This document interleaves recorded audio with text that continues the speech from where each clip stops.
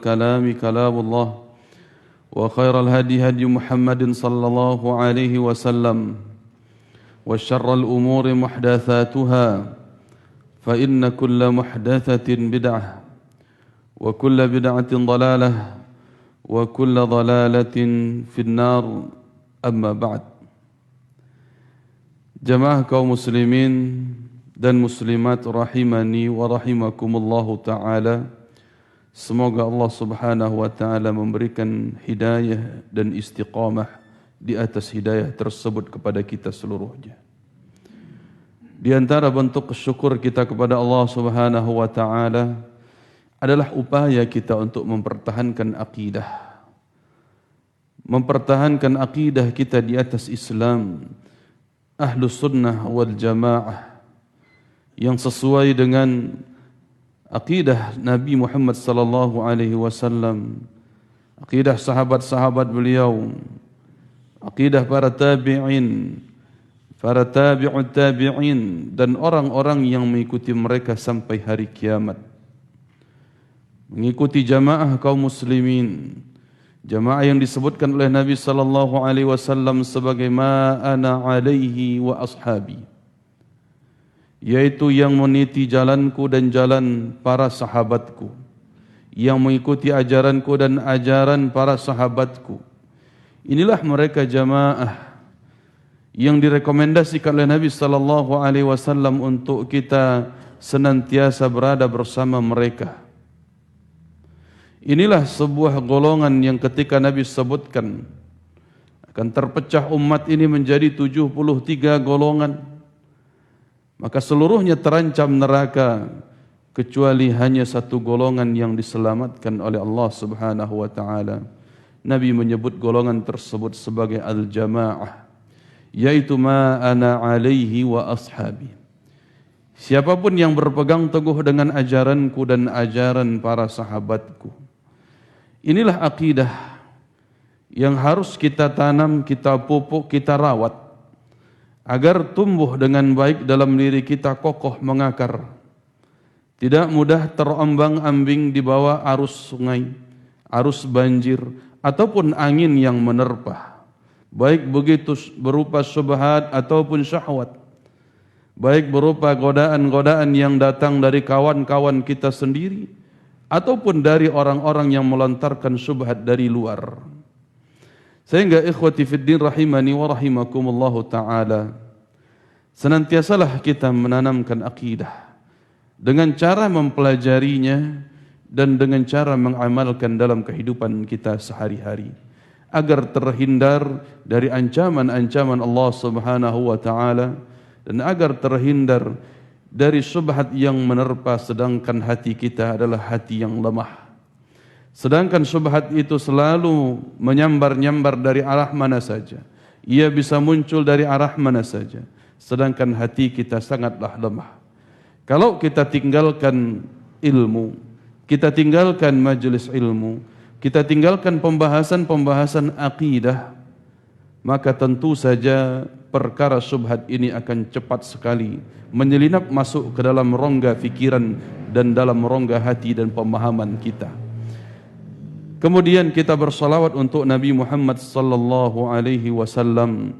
Semoga Allah sampaikan salawat kita untuk beliau, untuk keluarga beliau, sahabat-sahabat beliau dan orang-orang yang mengikuti beliau sampai hari kiamat.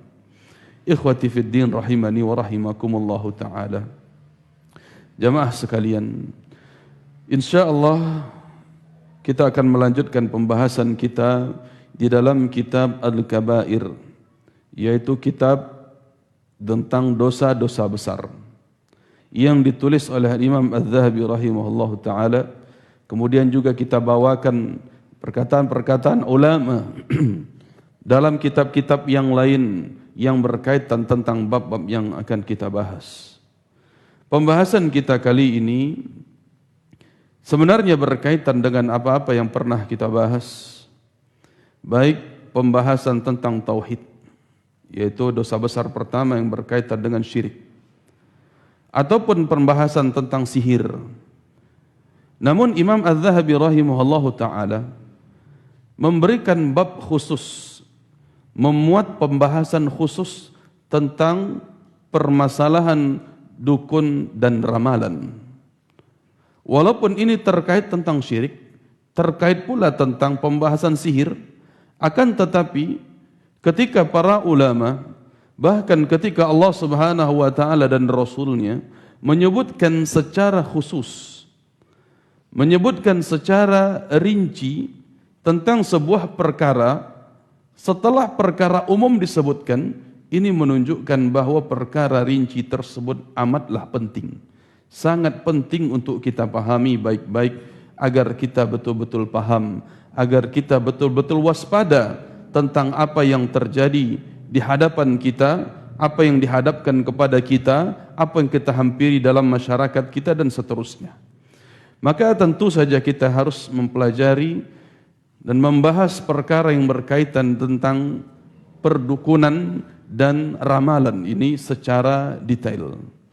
Pertama sekali Al-Imam Adz-Dzahabi rahimahullahu taala menukil firman Allah Subhanahu wa taala di dalam surat Al-Isra ayat yang ke-36. ولا تقف ما ليس لك به علم إن السمع والبصر والفؤاد كل أولئك كان عنه مسؤولا. Dan janganlah engkau mengikuti apa-apa yang engkau tak punya ilmu tentangnya. Janganlah engkau mengikuti sesuatu yang kamu tidak punya ilmu tentangnya.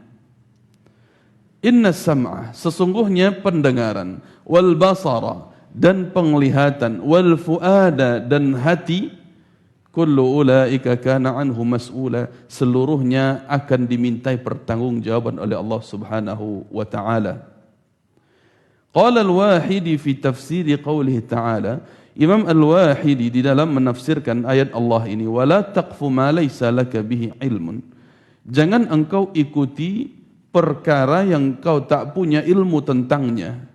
Disebutkan oleh seorang ulama yang bernama Al-Kalbi rahimahullah, la taqul ma laysa laka bihi ilmun.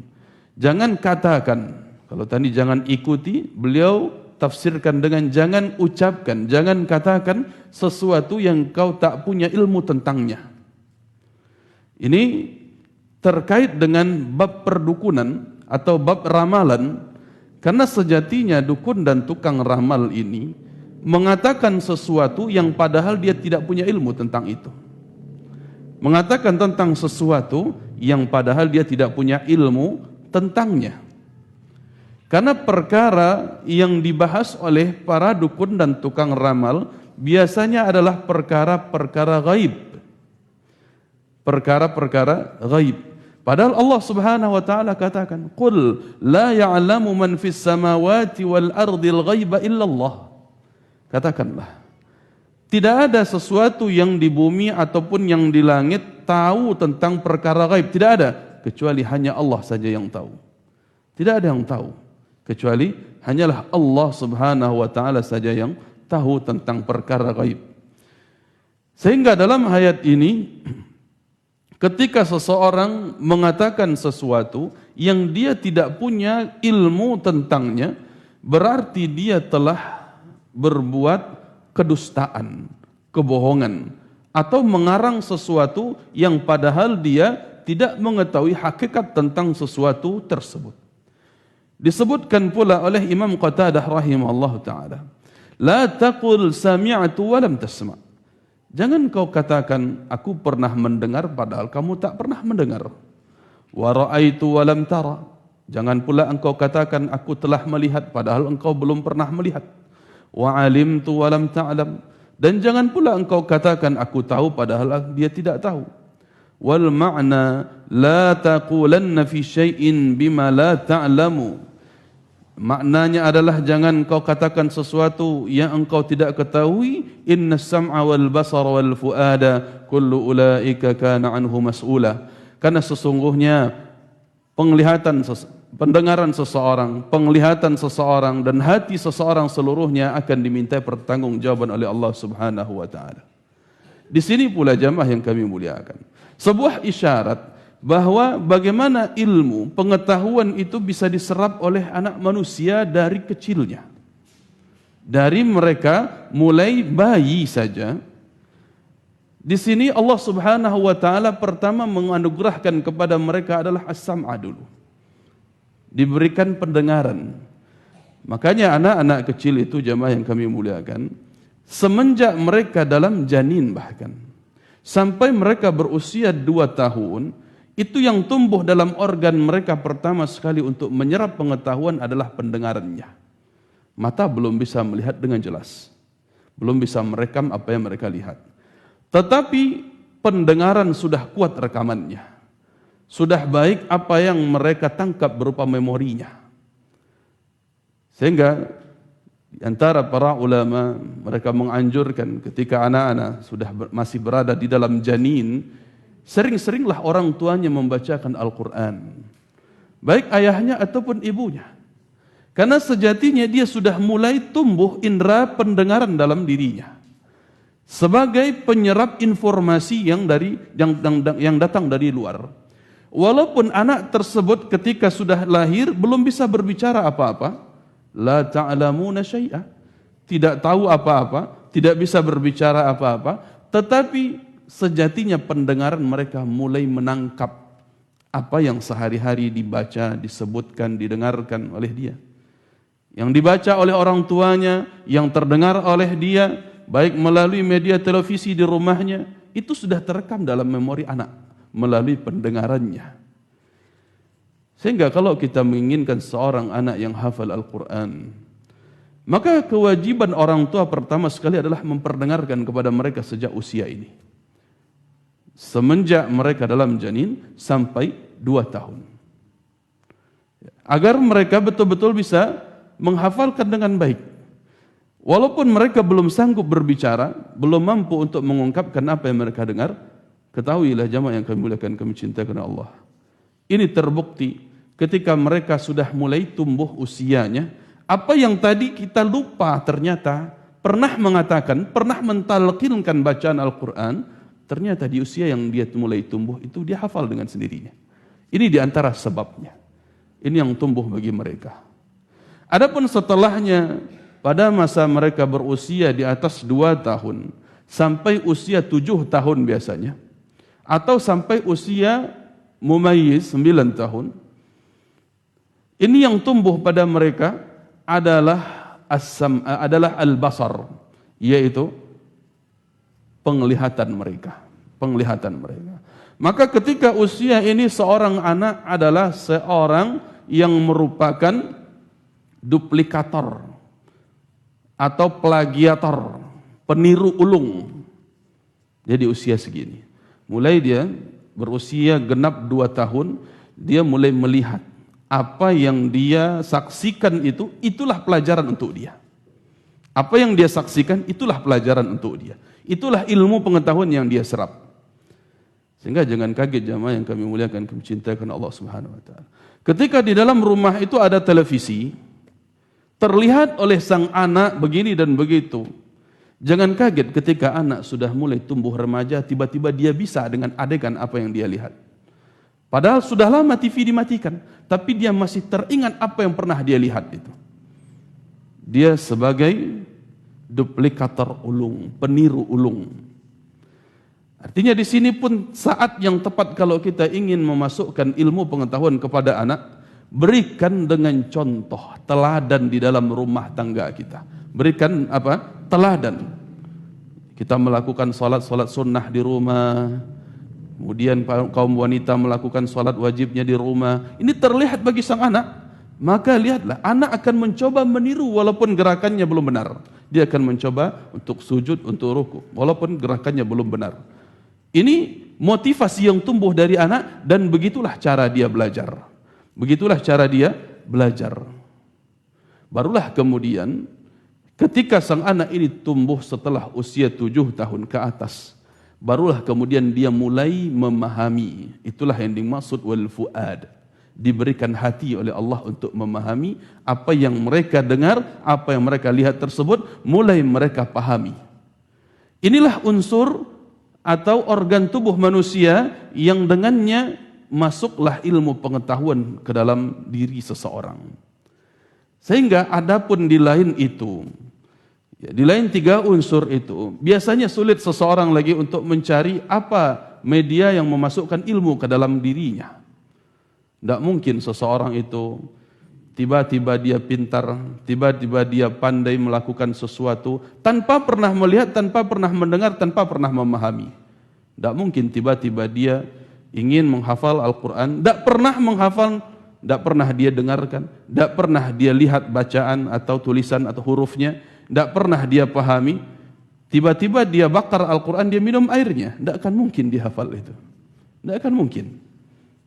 Karena meminum sesuatu itu nggak ada hubungannya dengan pengetahuan. Memakan sesuatu tidak ada hubungannya dengan pengetahuan. Ya, sehingga ikhwati fiddin rahimani wa rahimakumullah ta'ala, kembali kita kepada pembahasan ini. Bagaimana sesuatu yang disebutkan oleh seseorang padahal dia tidak memiliki ilmu tentangnya, terkhusus perkara yang ilmunya itu adalah ilmu khusus bagi Allah subhanahu wa ta'ala. Alimul ghaib fala yudhiru ala ghaibi ahada illa man irtadha min rasul. Allah subhanahu wa ta'ala sebagai alimul ghaib, sebagai zat yang maha mengetahui perkara ghaib. Fala yudhiru ala ghaibihi ahada.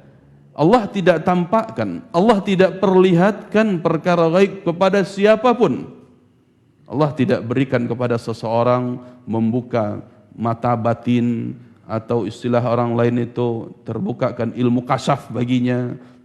Dia tahu dengan penerawangannya, dia akan tahu 40 tahun lagi akan terjadi begini, 10 tahun lagi akan jadi begini dan seterusnya. Tidak pernah Allah berikan hal demikian kepada seseorang.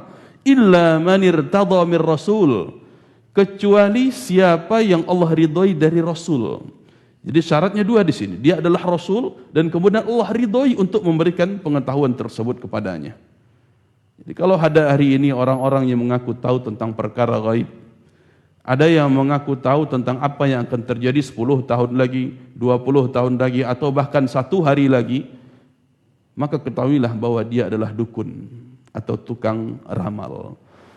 Ikhwati fiddin rahimani wa rahimakumullahu ta'ala. Sehingga tentang perkara masalah-masalah seperti ini dikatakan oleh Al-Walibi an Ibni Abbas, dari Ibnu Abbas radhiyallahu ta'ala anhu, yas'alullahu al-ibada fima ista'maluha wa fi hadha zajrun anin nazar ila ma la yahil wal istima'i ila ma yuhram wa iradatu ma la yajuz wallahu a'lam. Berkaitan tentang perkara seseorang akan dipertanggungjawabkan nantinya, apa yang pernah dia dengar, apa yang pernah dia lihat, apa yang pernah dia pahami dengan hatinya, maka ketahuilah ini menunjukkan bahwa larangan dari Allah subhanahu wa ta'ala apabila seseorang melihat kepada sesuatu yang tidak halal baginya, mendengar kepada sesuatu yang tidak halal baginya, dan menginginkan sesuatu yang tidak boleh ia inginkan, kata Ibnu Abbas radhiyallahu ta'ala anhuma.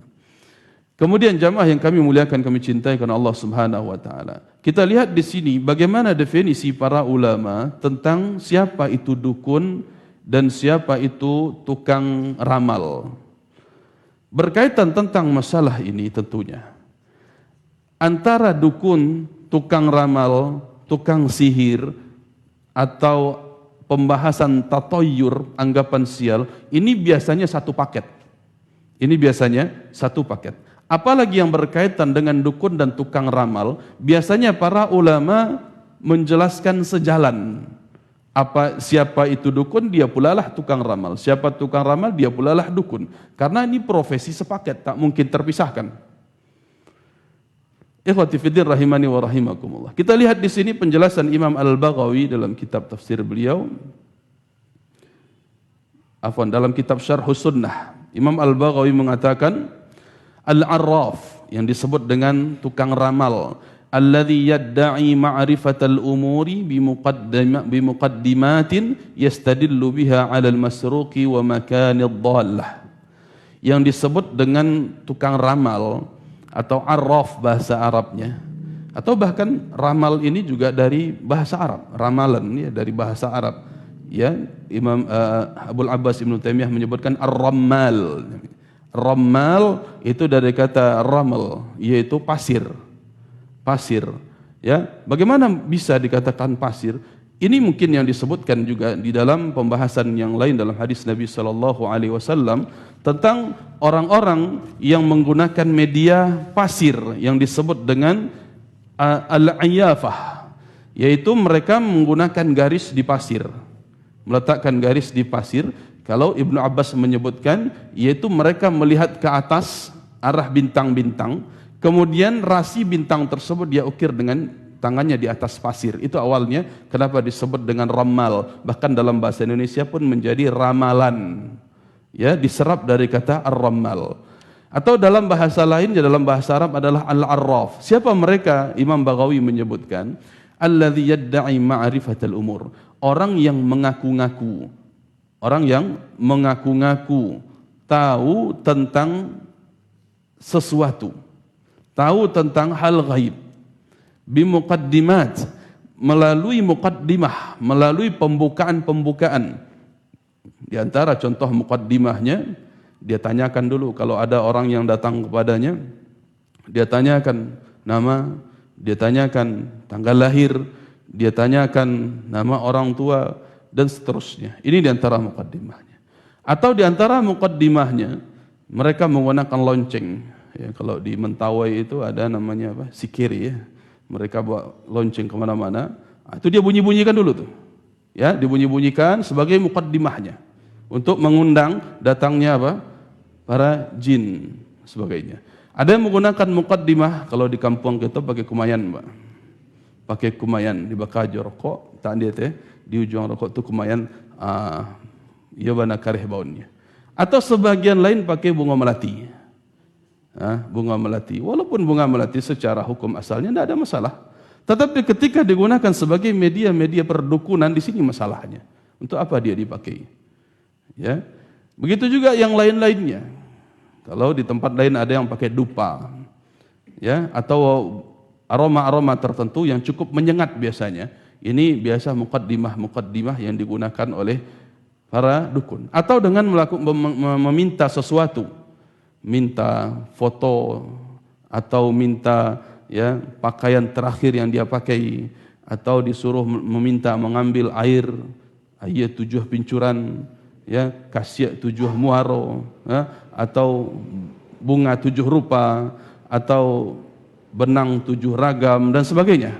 Ini muqaddimah diantaranya itu meminta sesuatu dulu yang menjadi hal untuk meyakinkan. Untuk meyakinkan ada hubungan antara apa yang dia adukan dengan apa hasilnya, supaya ada demikian. Kata beliau, yastadillu biha 'alal masruq. Biasanya muqaddimah tadi digunakan untuk mengetahui barang hilang. Biasanya mengetahui barang hilang. Ada orang hilang, misalnya di mana kemarin berita yang cukup viral itu? Apa, Puncak Pangeran, apa namanya? Allahu a'lam. Ada orang hilang di situ, maka dukunlah dipanggil. Na'udzubillah, dukun yang dipanggil untuk cari orang hilang. Padahal yang menemukannya itu bagian kepolisian menggunakan alat-alat elektronik, menggunakan handphonenya, jejak rekamnya kan ada, GPS terakhirnya kan ada, lokasi terakhirnya kan ada. Kan gampang sekarang dengan teknologi, tanpa dukun pun bisa kita cari orang hilang, insyaallah.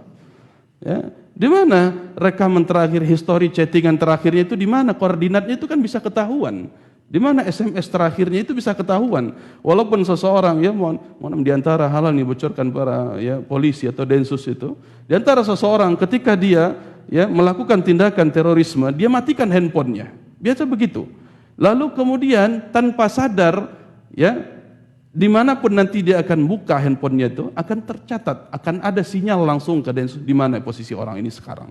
Walaupun nomornya sudah diganti, ya, dia cuma pakai handphonenya, email handphone kan masih tersimpan. Nah, ini diantara jejak rekam di mana orang hilang ini. Nggak perlu pakai dukun, nggak perlu pakai dukun. Teknologi sudah canggih. Nah, kalau dukun dia, na'udzubillah, dia biasanya melihatnya di layarnya. Layarnya apa? Ember atau baskom yang berisi bunga-bunga tadi, yang berisi foto orang hilang tadi. Ya, dicari begini dan begitu. Tidak ketemu juga. Ini berarti, ya, lebih bodoh daripada orang-orang bodoh. Karena orang bodoh menganggapnya sebagai orang pintar, padahal dia lebih bodoh. Berarti ini yang bodoh bodoh kuadrat berarti. ya, disebut orang pintar. Oleh siapa? Oleh orang-orang bodoh. Na'udzubillah. Hari ini untuk menjadi orang pintar itu ternyata tidak perlu kuliah S1, S2, S3, Pak. Cukup jadi dukun, dapat gelar orang pintar. Masya Allah. Na'udzubillah. Ya, karena yang datang kepada mereka orang-orang bodoh, maka disebut sebagai orang pintar. Tayyib. Maka dengan demikian yastadillu biha 'alal masruq wa makanid dhallah. Ya. Biasanya para dukun ini atau disebut dengan arraf tadi, tukang ramal tadi, yaitu mereka mencari barang-barang yang hilang dengan muqaddimahnya atau mencari sesuatu benda, ya, atau tempat-tempat tertentu yang orang menyasar di tempat tersebut. Ya, orang nyasar di tempat itu, maka inilah diantara hal yang diinginkan oleh para dukun untuk mencari tahunya. Padahal jamaah yang kami cintai dan kami muliakan karena Allah Subhanahu wa taala. Sebenarnya dukun itu sendiri atau tukang ramal itu sendiri tidak tahu. Dia tidak tahu. Dia tidak tahu tentang alam gaib. Tidak pernah Allah kasih tahu. Ya, kalau sekiranya dia tahu tentang alam gaib, pasti tidak akan ada dukun itu yang kecelakaan. Naik motor, naik mobil, ketabrak. Kalau seandainya dia tahu akan adanya kejadian tersebut, ya, yang terjadi di masa depan, pasti dia akan menghindar. Kalau begitu saya tidak akan naik motor tanggal sekian, karena akan begini kalau naik motor. Kalau dia tahu itu. Bahkan tukang ramal terkenal sebagai artis saja, ya, yang tertangkap polisi karena narkoba. Ajaib kan? Bisa tertangkap polisi. Seharusnya kalau dia tahu perkara ini jauh-jauh hari sebelumnya, dia nggak konsumsi narkoba, atau dia menghilang dulu sebentar supaya tidak ketangkap polisi. Ternyata tertangkap juga. Ini menunjukkan bahwa tukang ramal ini pada dasarnya tidak tahu tentang perkara gaib. Hanya saja mereka itu mencoba mengarang demi apa? Demi pariwak nasi. Itu dia. Demi mencari uang, keuntungan. Supaya kalau orang datang, seikhlasnya, bahasanya Masya Allah, seikhlasnya. Ya, pakai kata seikhlasnya lagi. Ya, bukan kata semampunya, ya, digunakan dengan makna ikhlas di dalamnya. Na'udzubillah. Padahal ikhlas itu adalah tauhid. Mengikhlaskan amal karena Allah Subhanahu wa taala. Dipakai pula oleh dukun. Baraka diagih selah. Bawa selah. Bawa selah tapi tangan mairi sika. Na'udzubillah. Jamaah yang kami cintai dan kami muliakan karena Allah Subhanahu wa taala. Disebutkan juga oleh Imam Muhammad bin Abdul Wahhab rahimahullahu taala, wa qila huwal kahin. Yaitu yang disebut dengan arraf itu adalah kahin. Tukang ramal itu adalah dukun, sama kata beliau. Wa huwa alladhi yukhbiru 'anil mughayyabat, yaitu orang-orang yang mengabarkan tentang perkara-perkara gaib. Wa qila alladhi yukhbiru 'amma fid dhamir. Dan disebutkan pula bahwa dukun atau tukang ramal itu sama artinya, yaitu mereka sama-sama mengabarkan tentang apa yang ada dalam hati. Kalau kamu wajahnya begini, ya, hati kamu pasti mengatakan begini, begini dan begitu. Pasti mengatakan begini, begini dan begitu. Dan seringkali tepatnya, ya, ini biasanya menjadi ujian bagi orang-orang mendatangi dukun. Nah, baiklah damamnya. Damam kalau bahasa di Payakumbuh itu cari apa? Cari panawa katanya. Untuk menawarkan itu apa ya? Membuat ubek tawa lah kata mereka. Ya. Sehingga datang dengan wajah yang memelas, biasanya mengadukan penyakit. Tadi main daki semua yo. Mulai itu. Oh, kayaknya betul. Ya. Karena disebutkan satu indikasi, ya iyalah orang di rumahnya biasa ada sumur. Ya, walaupun sumur bor kan ada sumur juga gitu kan. Tapi dia mulai nih bermain nih. Acok ke belakang rumah ya. Ya, ini bahasa-bahasa dukun biasanya mereka sebut itu. Tebak-tebakan dulu. Ya, tebak-tebakan dulu mereka ini. Ya, maka dianggap orang ini tahu apa yang ada dalam isi hatinya. Ya, apa yang dikatakan dalam isi hatinya kok cocok ya gitu. Seakan-akan dia tahu apa keinginan saya. Ya. Kamu wajahnya begini, pasti mau pinjam duit ya. Enggak ada begitu. Ya, karena enggak ada orang pinjam duit ke dukun. Tapi maunya sesuatu yang diinginkan oleh dukun itu sendiri.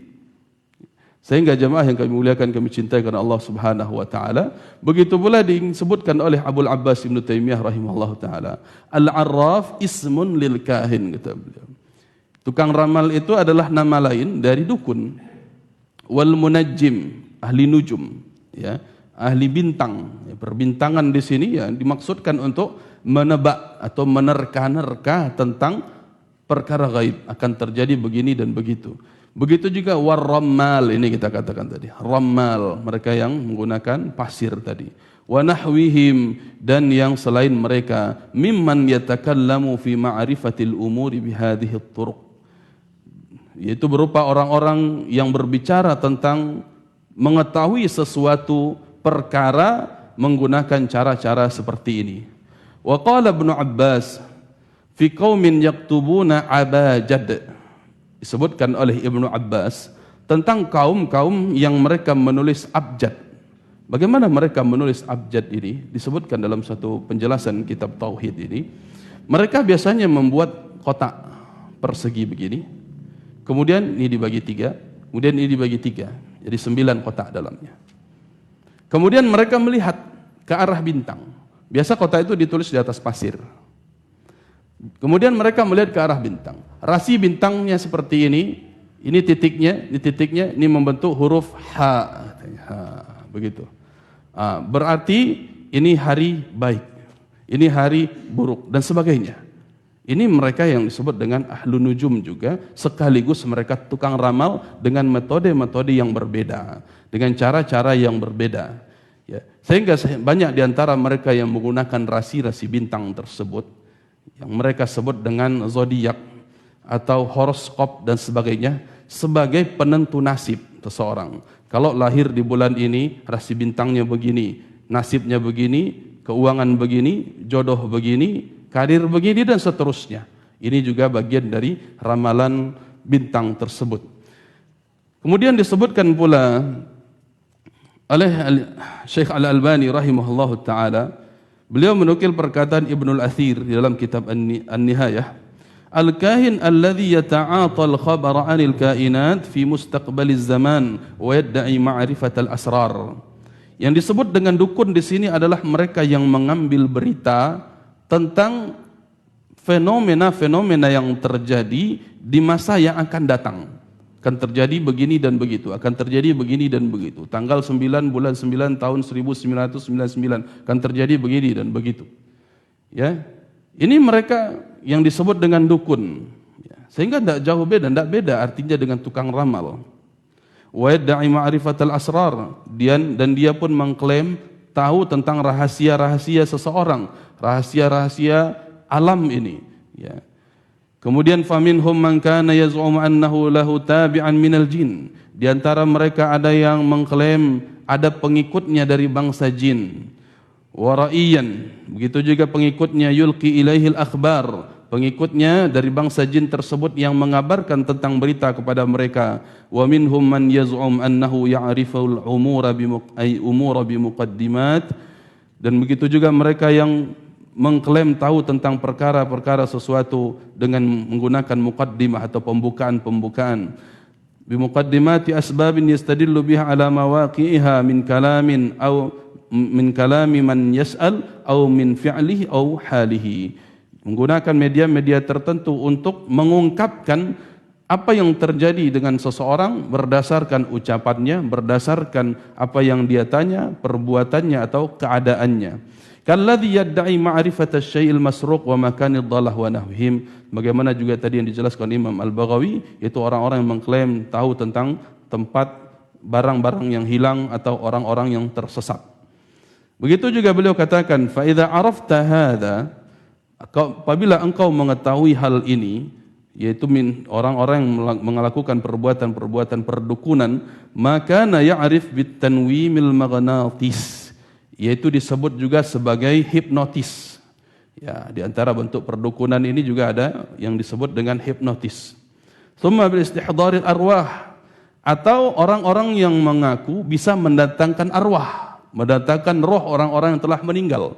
Nah, ini di antara bentuk perdukunannya. Ada yang menghipnotis seseorang masuk ke apa kata mereka alam bawah sadar, ya, dengan cara-cara tertentu, dengan tisu yang kemudian dibakar seterusnya, ya, membuat seseorang kehilangan kesadaran, kemudian masuklah arwah ke dalam dirinya dan sebagainya. Ya, ini orang-orang yang menganggap, ya, akan adanya arwah tersebut. Padahal yang masuk itu adalah bangsa jin. Ya, adapun roh manusia tidak akan pernah muncul lagi. Ya, tidak akan pernah datang lagi, tidak akan pernah menghampiri seorang pun lagi. Karena ia di sisi Allah Subhanahu wa taala baik berupa tempat, yaitu Allah berikan berupa rahmatnya, atau tempat berupa azabnya.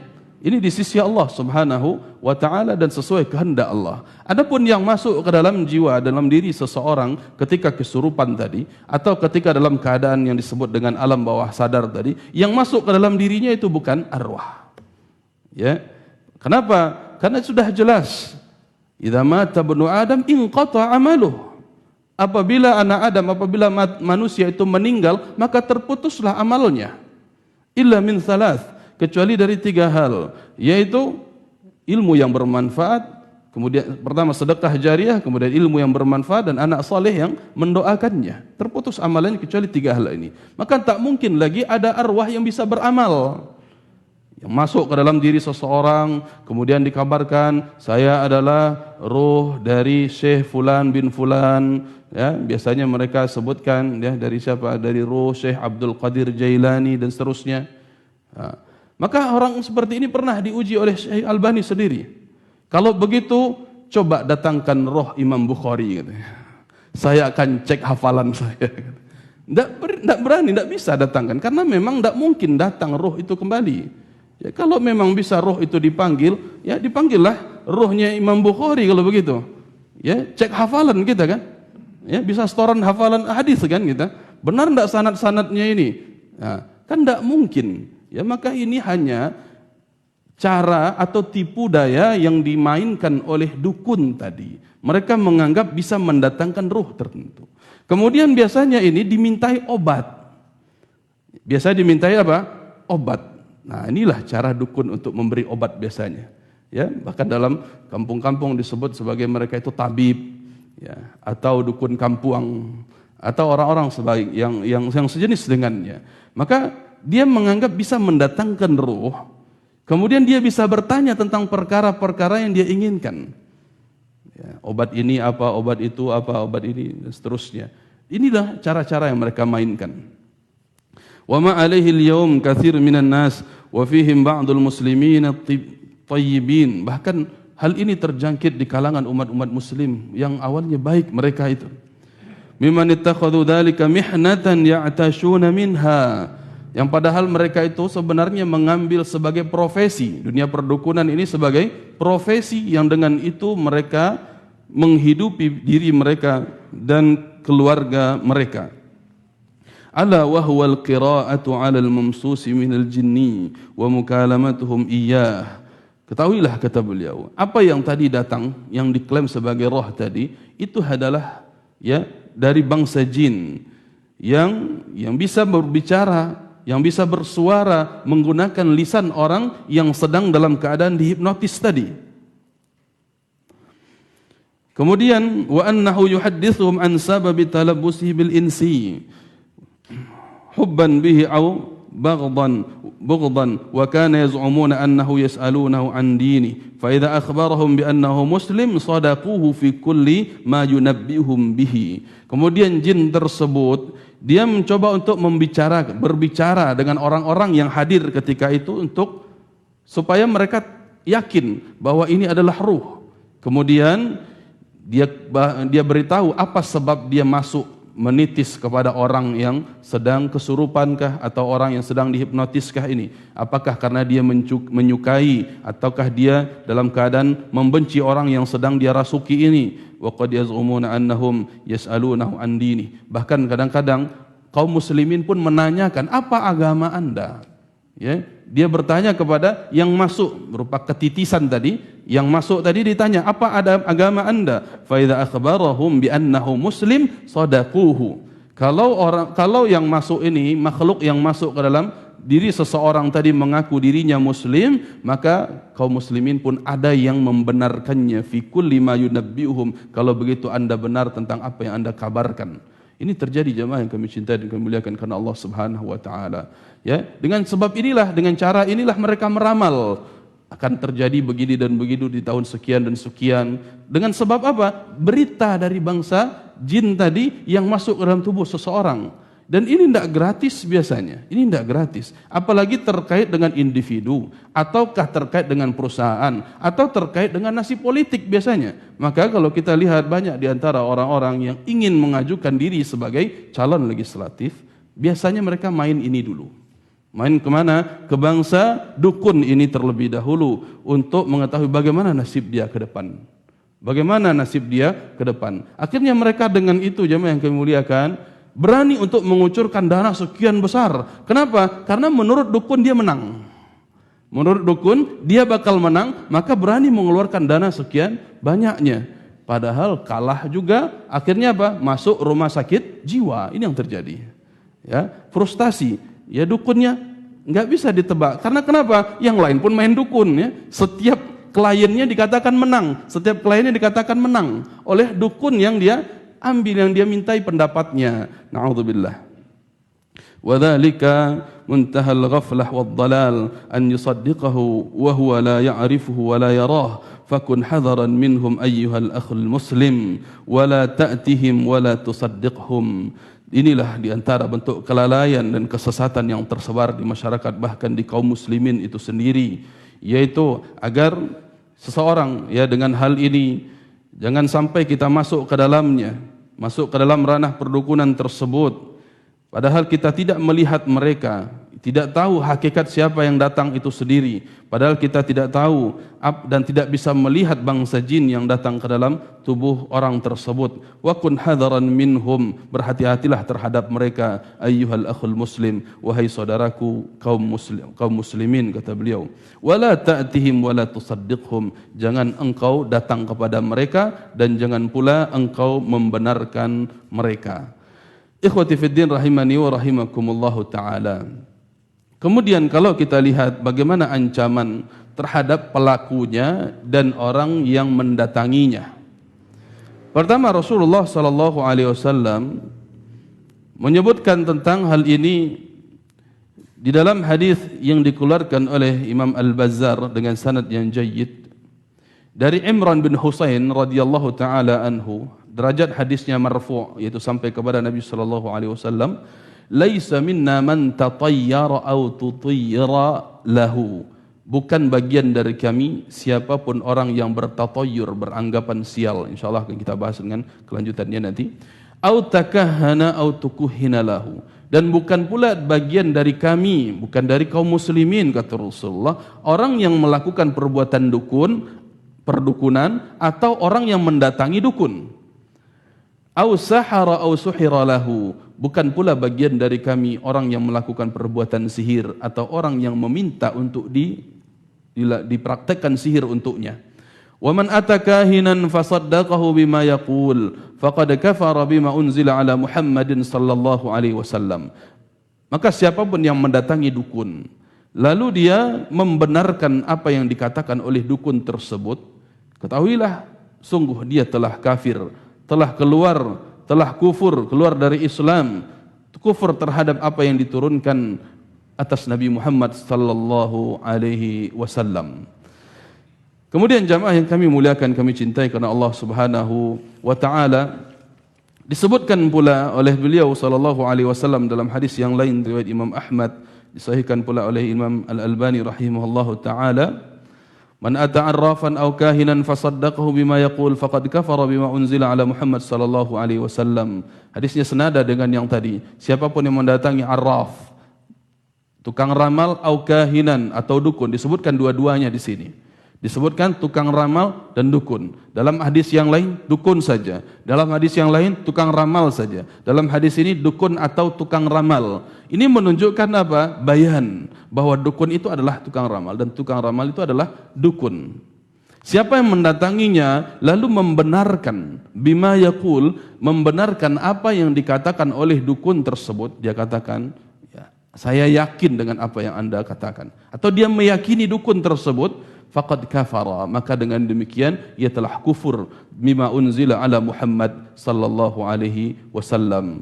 Telah kufur dengan apa yang diturunkan oleh Allah untuk Nabi Muhammad, kepada Nabi Muhammad sallallahu alaihi wasallam. Kufur tentang Al-Qur'an, tentang ayat-ayat Allah Subhanahu wa taala. Di antara ayat yang mereka kufuri itu adalah perkara gaib tadi. Alimul ghaibi fala yudhiru ala ghaibihi ahada, dalam surat Al-Jin ayat 26. Itu yang dia ingkari. Karena dia menganggap ada orang lain, ada makhluk lain yang mengetahui perkara gaib selain Allah Subhanahu wa taala, padahal ini kekhususan Allah. Mengetahui perkara gaib adalah kekhususan Allah. Kalau ada orang yang mengaku tahu perkara gaib, berarti dia telah menandingi Allah Subhanahu wa taala di dalam kekhususan tersebut.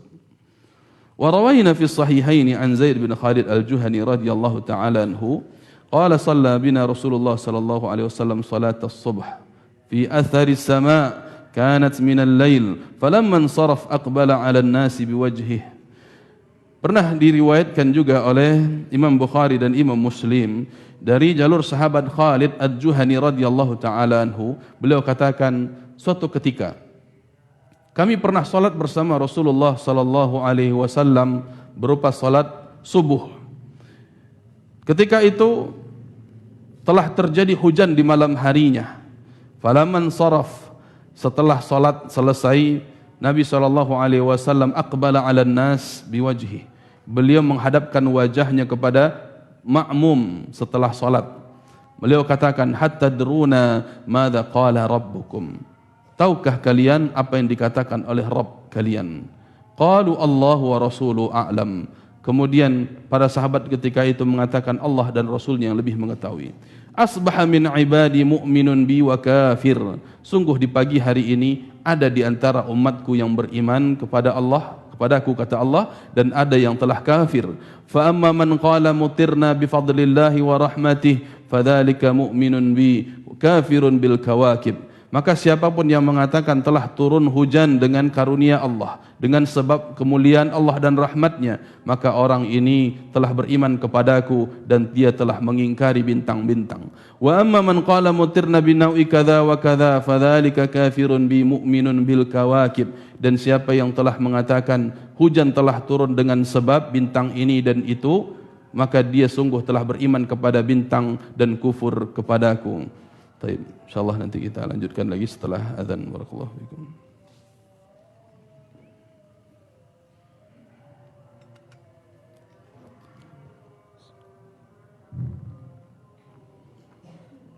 Allahu Akbar, Allahu Akbar. Allahu Akbar.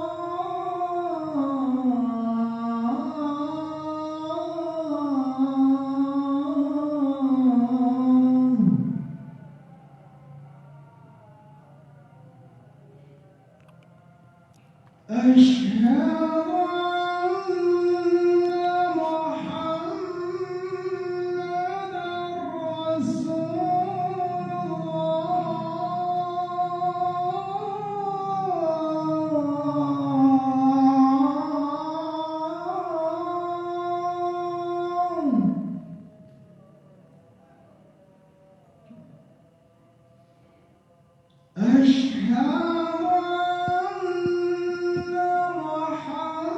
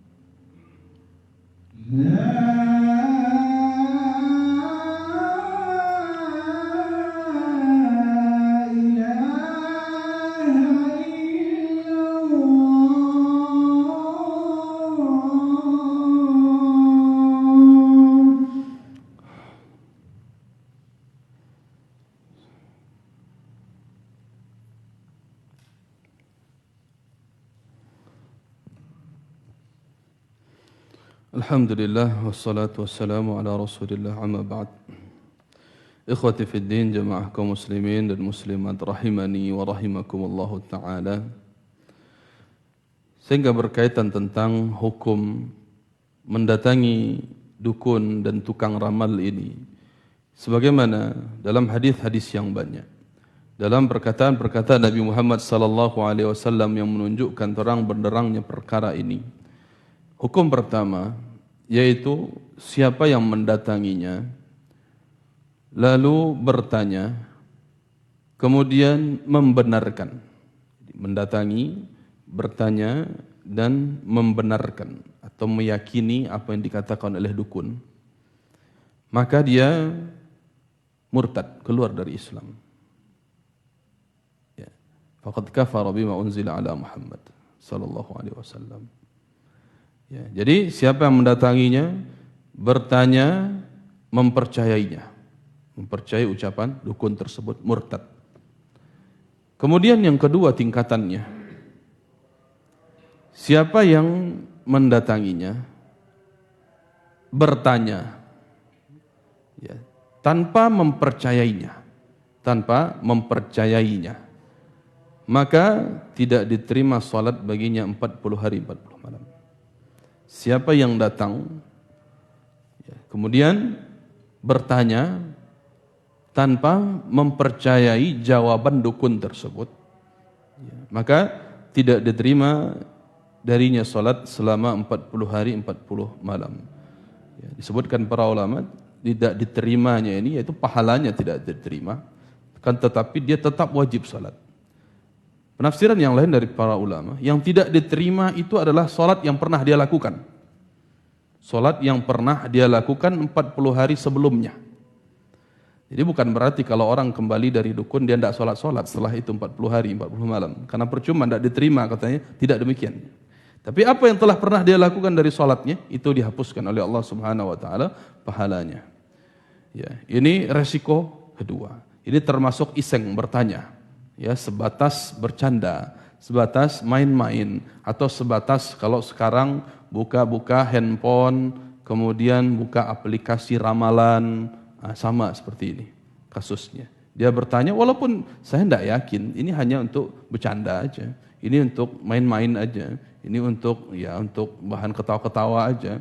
Ya, buka aplikasi 10 tahun lagi akan jadi apa, akan jadi ini, akan jadi itu dan sebagainya. Ini banyak jemaah yang kami muliakan. Bahkan sampai menjangkiti kepada ikhwan yang katanya sudah ngaji. Makanya hati-hati. Perkara masalah seperti ini jangan diremehkan. Kita harus murojaah terus perkara-perkara akidah. Murojaah terus. Walaupun udah pernah dibahas, tetap saja kita harus murojaah. Ya, supaya kita kuat keimanannya. Jangan sampai karena asik nih banyak yang pakai, banyak yang main, kita pun tertarik. Wah, kayaknya seru juga. Buka aplikasi di Facebook, ya, tinggal pencet tombol ini dan itu, kemudian dikabarkan, ya, kamu 20 tahun lagi cocoknya jadi ini, akan jadi begini, akan jadi itu dan sebagainya, ya, kamu akan mengalami ini dan itu dan sebagainya. Ini perkara-perkara yang berbahaya. Ya, bisa salat kita tidak diterima oleh Allah Subhanahu wa taala selama 40 hari 40 malam. Adapun yang ketiga, tentang mendatangi dukun dan tukang ramal. Siapa yang mendatanginya, bertanya untuk membongkar kebohongan dukun, maka ini boleh dan bahkan disyariatkan. Siapa yang bertanya, kemudian tujuannya untuk apa? Membongkar kebohongan dukun ini, membeberkan ke masyarakat, ya, atau sebagai penegak hukum dia untuk menangkap apa yang dilakukan oleh dukun ini. Kan banyak tersebar dukun-dukun pengganda uang katanya kan, bisa menggandakan uang, ya. Bahkan ya, dukun-dukun itu pun tidak pernah kaya, katanya pernah bisa menggandakan uang tapi dia kok tidak pernah kaya gitu. Kan anehnya begitu. Ya. Itu hanya tipu daya, hanya tipuan mata, sama seperti sihir, hanya sebatas sulap yang semacam itu untuk menipu pandangan kita dan percaya kepada apa yang diproduksi oleh dukun itu sendiri. Karena banyak produk-produk dukun, ya, di antara produk-produknya ini nanti jadi jimat, ya kan? Ya, jadi jimat penglaris dagangan, jimat pemanis wajah, atau bahkan adanya susu, adanya ilmu kebal, ya, dan seterusnya. Kalau kita lihat bahkan Nabi Muhammad SAW dan para sahabat beliau, ya, buktinya mereka itu tidak tahu tentang perkara gaib. Toh ketika perang Uhud saja kaum muslimin mengalami kekalahan. Nabi SAW pun luka, sobek bagian pipi dan dahi beliau SAW, bahkan patah gigi-gigi beliau. Ini menunjukkan bahwa beliau tidak tahu alam gaib, tidak tahu apa yang akan terjadi berikutnya. Sekelas Nabi Muhammad SAW.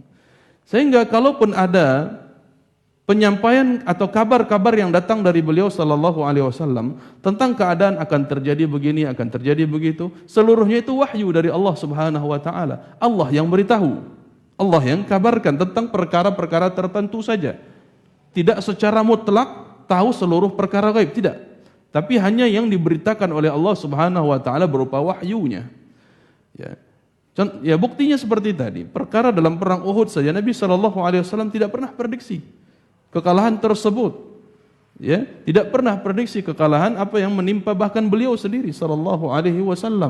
Bahkan terbunuhnya paman beliau Hamzah ketika itu tak pernah beliau perkirakan sebelumnya. Ini menunjukkan bahwa Nabi Muhammad SAW pun tidak mengetahui perkara gaib, ya.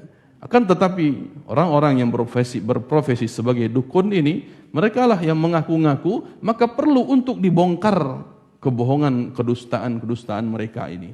Maka tetaplah jamaah yang kami muliakan, kita pelajari perkara-perkara tauhid dan akidah semacam ini, untuk kemudian kita sampaikan kepada orang-orang terdekat kita, katakan bahwa dukun itu bohong seluruhnya.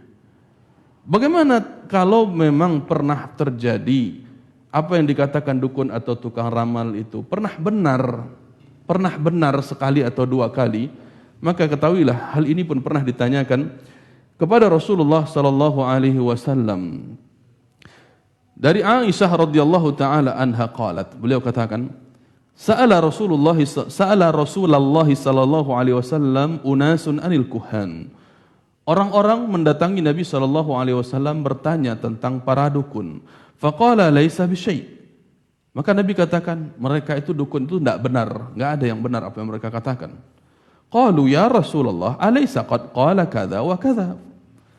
Mereka katakan kepada Rasulullah, wahai Rasulullah, bukankah pernah benar apa yang dikatakan oleh dukun itu, oleh tukang ramal itu, pernah benar?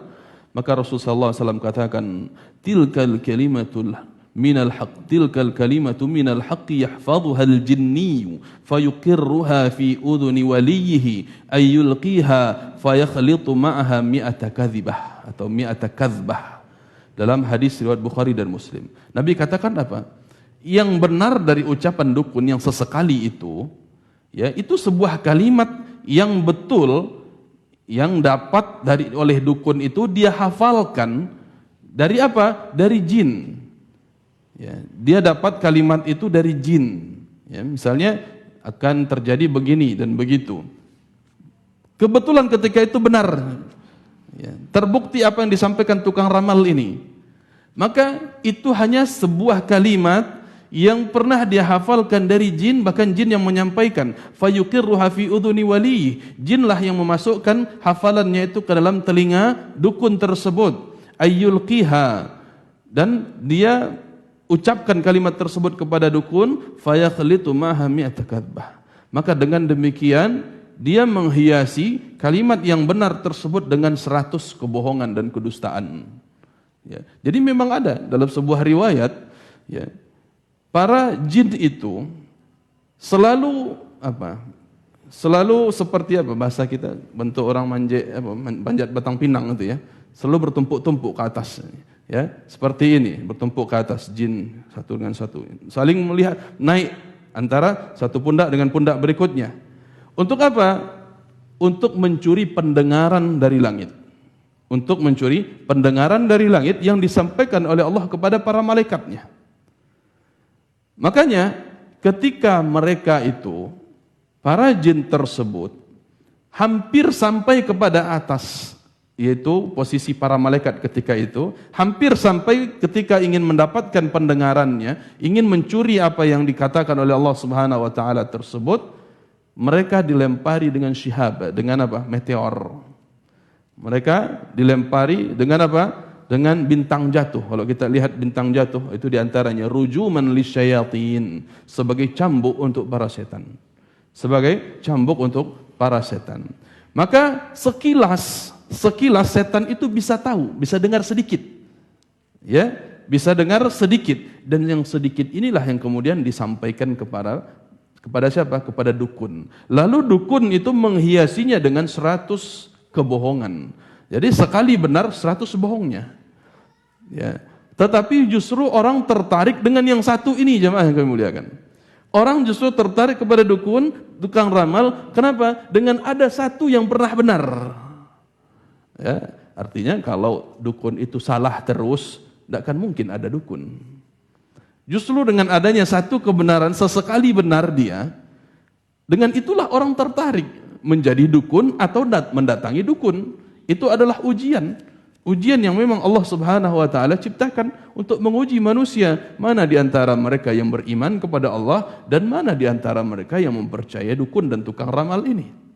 Sehingga ini adalah ujian akidah. Walaupun benar di antara apa-apa yang dikatakan oleh dukun itu sebagian kecilnya, ya, tetap saja mereka adalah pendusta dengan 100 kedustaan. Ini anehnya jamaah yang kami muliakan, kami cintai karena Allah Subhanahu wa taala. Ya. Kalau ada orang biasa yang bukan dukun, sekali salah saja, sekali lancung ke ujian semua itu orang tak percaya. Sekali dia dusta, bohong, ya, kemudian besok-besoknya lagi orang tak akan percaya kepada dia. Orang tak akan percaya.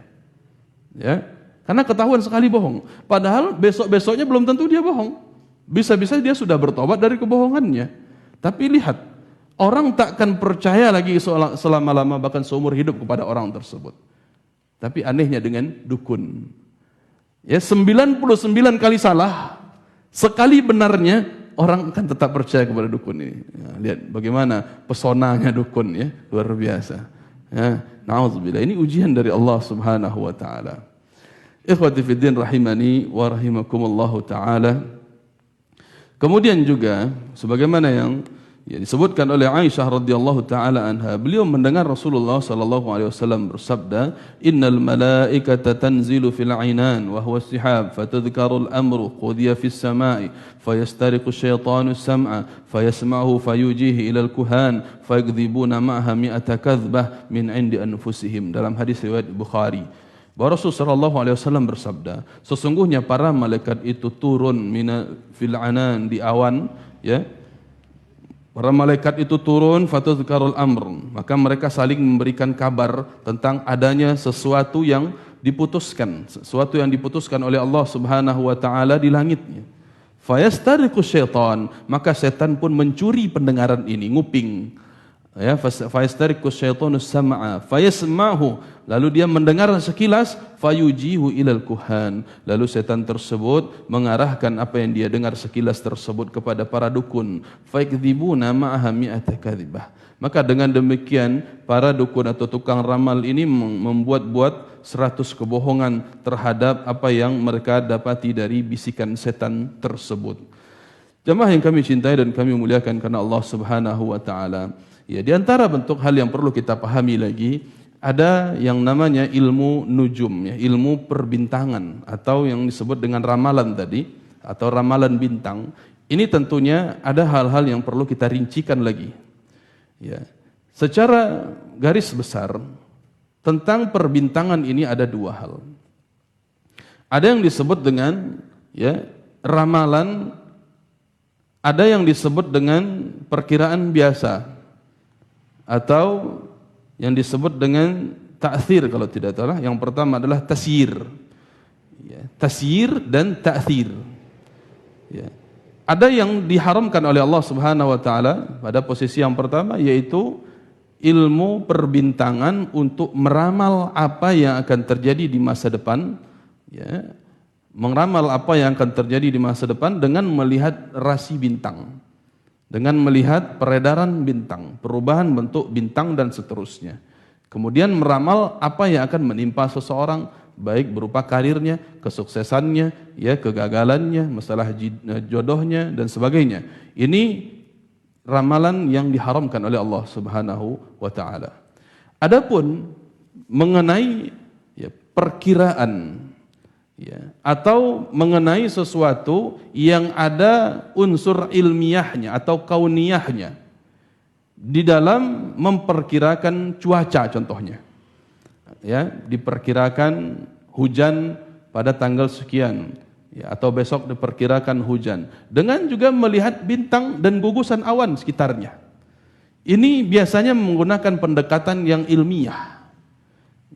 Biasanya menggunakan pendekatan ilmiah, mereka menghitung kandungan air yang terdapat dalam udara dengan gugusan-gugusan yang ada di dalam udara tersebut, kemudian melihat sisi cerah dan gelapnya bintang.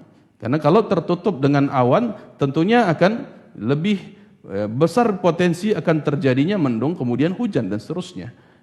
Ini hal yang biasa, hanya sebatas perkiraan tanpa menggunakan ramalan. Kalau perkiraan seperti ini menggunakan metode ilmiah dia. Metode apa? Ilmiah, sesuai dengan keilmuan modern. Sesuai dengan keilmuan yang tepat penggunaannya secara geofisika dan meteorologi dan seterusnya. Dan bahkan di sini juga ada yang menggunakan perhitungan secara grid computing. Pernah kita lihat bagaimana orang menghitung bagaimana gugus air di dalam sebuah kandungan udara ini atau awan, kemudian dihitung berapa. Kalau sudah melebihi kapasitas sekian, biasanya, ini mereka menggunakan rumus biasanya, bukan pasti bukan pasti, tapi biasanya akan berpotensi terjadinya hujan, akan berpotensi terjadinya mendung dan sebagainya. Ini bukan ramalan, tapi hanya perhitungan secara ilmu pengetahuan saja. Ini boleh, tidak masalah. Adapun yang tadi kita sebutkan tentang meramal nasib seseorang, akan terjadi ini dan itu, bahkan dia bisa memastikan atau dia dengan kalimat-kalimat yang ingin meyakinkan pendengarnya dengan apa yang dia ramal tersebut, inilah yang diharamkan oleh Allah Subhanahu wa taala dalam masalah perbintangan. Kemudian lagi jemaah yang kami muliakan, ada di antara fungsi bintang yang dibenarkan dalam Islam berdasarkan dalil-dalil yang ada. Di antara fungsi bintang itu Allah ciptakan adalah, pertama adalah zinatan lis sama, untuk hiasan langit. Itu fungsi bintang, untuk hiasan langit, memperindah langit. Yang kedua adalah rujuman lisyayatin, sebagai pencambuk atau pelempar setan-setan, seperti yang kita ceritakan tadi dalam sebuah riwayat dari Nabi sallallahu alaihi wasallam. Kemudian juga sebagai alamatan yuhtada, sebagai petunjuk untuk arah mata angin, arah sesuatu. Misalnya kita berpatokan kepada bintang untuk arah kiblat. Kalau dikatakan matahari sebagai bintang, biasanya kita gunakan arah ini. Kalau di mana arah matahari terbenam, kita geser sedikit ke kanan, itulah kiblat kan. Kita menggunakan arah itu. Ini biasa, tidak ada masalah. Ini boleh. Begitu pula yang biasa digunakan oleh para pelaut. Ketika mereka berada di laut lepas, ingin mengarahkan titik koordinatnya ke arah tujuannya dengan melihat rasi bintang ke atas, karena mereka melakukan perjalanan malam. Ini boleh. Jadi melihat bintang untuk menunjukkan di mana arah utara, arah selatan, arah barat, timur dan seterusnya. Ini dibolehkan karena ini yang diajarkan oleh Allah Subhanahu wa taala dan dibolehkan di dalamnya. Taib, ikhwati fiddin rahimani wa rahimakumullahu ta'ala. Di antara juga bentuk-bentuk sihir, bentuk-bentuk dunia perdukunan dan ramalan, ada yang disebut dengan tiarah, yaitu tatayyur, menganggap sial tentang terjadinya sesuatu. Ini pun pernah kita gambarkan sebelum di bab sebelumnya. Menggunakan tiarah ini dari kata-kata at-tair atau burung, biasanya orang-orang jahiliyah yang mereka itu ketika ingin mengetahui, ingin meramal nasib mereka, apakah langkah ini akan diteruskan atau stop sampai di sini, biasanya mereka menggunakan burung. Kemudian burung tersebut diterbangkan. Kalau terbangnya ke arah kanan, berarti akan nasib baik. Ayo jalan, lanjutkan perjalanan. Kalau ternyata burung itu terbangnya ke arah kiri, maka stop perjalanan, tidak usah lagi lanjutkan sampai di situ. Ini biasanya. Kalau bagi masyarakat kita, biasanya kucing. Kalau ke jalan melinteh kucing, stop, tidak usah berjalan deh. Apa hubungannya ikhwati fiddin rahimani wa rahimakumullah? Ini di antara bentuk ramalan tadi. Kalau dilanjutkan perjalanan, maka akan terjadi kecelakaan begini dan begitu. Ini bagian dari ramalan juga, walaupun indikasinya sama dengan tatayyur tadi. Sama dengan tatayyur. Ya. Atau orang-orang yang mengatakan, sebagaimana hadis yang kita bacakan sebelum adzan tadi, ya Allah Subhanahu wa taala katakan, terjadi di pagi hari ini orang-orang yang kafir kepadaku beriman kepada bintang-bintang. Kenapa? Karena dia mengatakan mutirna binau'i kadza wa kadza. Ya, orang yang beriman kepadaku dan kufur kepada bintang-bintang karena dia katakan mutirna bi fadlillahi wa rahmatih. Karena dia katakan hujan ini turun dengan karunia Allah dan rahmatnya. Adapun orang yang kufur kepada Allah, beriman kepada bintang-bintang dengan sebab dia katakan telah turun hujan dengan sebab bintang ini dan itu. Ya, dengan sebab bintang ini dan itu. Kalau dia awak jemaah dulu yang itu. Kalau lah barale suku jambak ko lah kau hujan hari ko. Ini kekufuran ya. Kalau kita menganggap bahwa fenomena inilah yang menurunkan hujan, maka ini syirik besar, jatuh kepada kekufuran. Ya, bintang inilah yang menurunkan hujan, atau acara barale inilah yang menurunkan hujan, maka ini kekufuran. Ya, syirik besar. Tetapi kalau seseorang menganggap dengan sebab bintang ini terjadi hujan, tetap Allah yang turunkan hujan, tapi dengan sebab bintang ini turunnya hujan, atau dengan sebab baraleknya tadi turun hujan, maka ini syirik kecil. Tetap dia syirik, tetapi dia juga termasuk dosa besar. Walaupun dia syirik kecil, tetap dia ke dalam dosa besar. Ya. Maka ini diantara hal yang sangat berbahaya. Kalau ada ungkapan-ungkapan demikian, lah hujan hari aku lah orang membak lo baralek mah. Na'udzubillah. Apa hubungannya dia? Ya, pernikahan suku tertentu dengan turunnya hujan, apa hubungannya? Tidak ada sama sekali, ikhwati fiddin rahimani wa rahimakumullah taala. Begitu pula anggapan-anggapan sial lainnya. Ya, kalau ada yang masuk ke rumah begini dan begitu, maka akan terjadi begini dan begitu. Ini bagian dari ramalan. Ini bagian dari ramalan. Kalau ada orang-orang yang hamil, kemudian dia lilitkan handuk di kepalanya, beku anak tali pusek, atau songsang dan sebagainya. Ini mitos dan ini bagian dari ramalan. Hati-hati jemaah yang memuliakan. Ini dosa besar kalau kita yakini demikian. Ya, walaupun tidak meyakini hanya sebagai ungkapan-ungkapan, ini pun dosa. Hati-hati dalam berkata, dalam berucap tentang sesuatu yang kita tidak punya ilmu tentangnya. Wala taqfu ma laysa laka bihi ilm. Jangan engkau ikuti perkara yang engkau tak tahu ilmu tentang kebenaran sesuatu tersebut. Jangan ikuti. Ya, begitu juga tentang hal-hal yang lainnya. Kalau orang sedang hamil, lalu dia menyembelih binatang, akan terjadi begini dan begitu. Atau suaminya menyembelih binatang, terjadi begini dan begitu. Kalau hamil itu harus bawa gunting kemana-mana, kalau tidak akan begini dan begitu. Akan kualat begini dan begitu. Kalau seseorang itu duduk di bawah pintu, ya, maka sulit dia akan dapat jodoh. Apa hubungannya? Ya, kalau ada orang biasanya mencakuih samba, ya, menguduk samba, aku balaki tuo nanti katanya. Atau babini tuo kata mereka. Ini diantara anggapan masyarakat kita. Ini bagian dari ramalan, ikhwati fiddin rahimani wa rahimakumullah. Dan bagian dari tatayur itu sendiri. Ya, bagaimana mungkin dia dengan sebab fenomena yang dia lakukan akan terjadi begini dan begitu? Dari mana dia tahu itu? Kalau bukan dari ramalannya dia. Jangan makan pakai panutup pariwa, panutup panci, panutup apa itu. Asal panutup itu tidak boleh dipakai jadi piring. Betul, tatutup rasa kiwa. Dari mana ikhwati fiddin rahimani wa rahimakumullah? Ya, perkara-perkara yang mereka, ya, bahkan dikatakan kece orang tua. Na'udzubillah. Kece orang tua-tuanya percaya. Sedangkan perkataan Allah dan Rasul tidak dia percayai. Bahkan tak pernah dia baca Al-Quran sebagai ungkap perkataan Allah. Tapi perkataan orang tua-tua menjadi sakral dalam kehidupannya, menjadi patokan dan pedoman dalam hidupnya, bahkan menjadi arahan, panduan, dan itu pedoman dalam tatanan kehidupannya. Na'udzubillah. Mereka lebih mempercayai apa kata orang-orang tua mereka terdahulu dan mereka mengingkari perkataan Allah Subhanahu wa taala dan Rasulnya.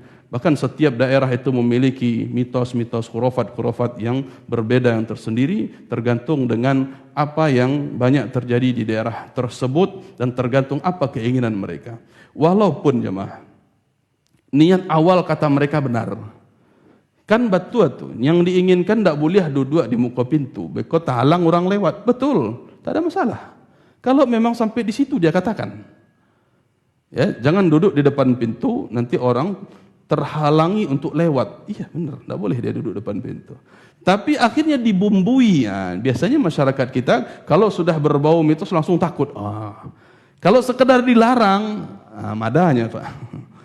Tapi dibumbui dengan sesuatu kebohongan, 100 kebohongan tadi, mi'at kadzbah, ya 100 kebohongan dibumbui, baru orang percaya. Ya, kalau duduk di muka pintu, maka rezeki akan begini dan begitu. Na'udzubillah. Ya. Ini diantara hal-hal yang awalnya walaupun niat tujuannya benar, tetapi cara menyampaikan salah menjadi sebuah mitos, bahkan berkembang di masyarakat. Inilah yang membahayakan, yang termasuk ke dalam perkara-perkara dosa, bahkan dosa besar. Jamaah yang kami muliakan, kami cintai karena Allah Subhanahu wa taala, ya selanjutnya ya kita persilakan bagi jamaah yang ingin bertanya baik secara langsung ataupun ya kita harapkan dengan tulisan, baik ditulis di atas kertas ataupun dengan tulisan yang dikirimkan melalui pesan WhatsApp, ya kami persilahkan.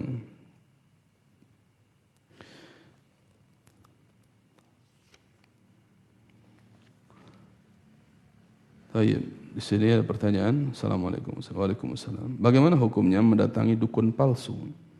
Dan bagaimana pula hukumnya berpura-pura jadi dukun, berpura-pura jadi dukun? Alhamdulillah. Ikhwati fillah rahimani wa rahimakumullah taala. Pertama, mendatangi dukun palsu. Kalau dia tahu ini dukun palsu, seharusnya dia bongkar. Ya. Dan bahkan dukun beneran seharusnya dia bongkar. Palsu ataupun tidak palsu, ketahuilah seluruh dukun itu semuanya palsu. Ya, dukun itu semuanya palsu.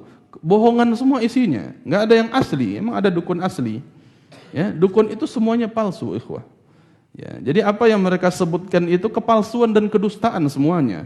Apa yang mereka berikan, obatlah nantinya yang mereka baca-bacakan kepada seseorang, ya, lah mencapak-capak muncuangnya, kemudian nyambuih ke makanan, KUB, inilah obatnya nanti, tidak jelas. Ya, apa yang kemudian dia bisa dirosok se kepalanya kok sehat nih, ya, dirosok se kepala. Dari mana datangnya ini?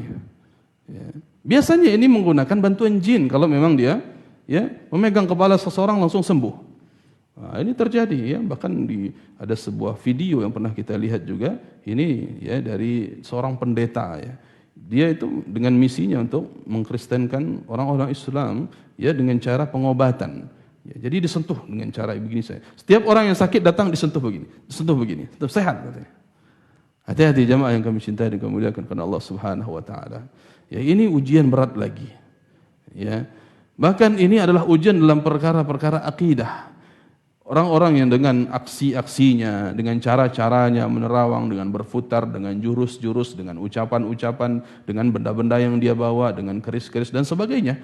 Banyak sekali ya cara-cara mereka. Maka kalaupun kita ingin mendatangi mereka, datangilah dalam rangka membongkar kesesatan mereka. Tentu sebelum mendatanginya harus punya ilmu, harus punya pengetahuan yang banyak, akidah yang mendasar. Jangan sampai justru kita terjebak dalam hal itu. Kita berdialog dengannya tetapi kita yang terkena hipnotisnya. Hati-hati. Wa inna minal bayani la sihra, kata Nabi sallallahu alaihi wasallam. Karena di antara ungkapan seseorang itu mengandung sihir. Perkataan seseorang itu mengandung sihir. Hati-hati. Maka harus kuat dulu nih keimanan akidah kita. Harus kuat dulu ilmu yang kita miliki, baru kemudian mendatangi untuk membongkar dia, membongkar kepalsuan dan kedustaannya.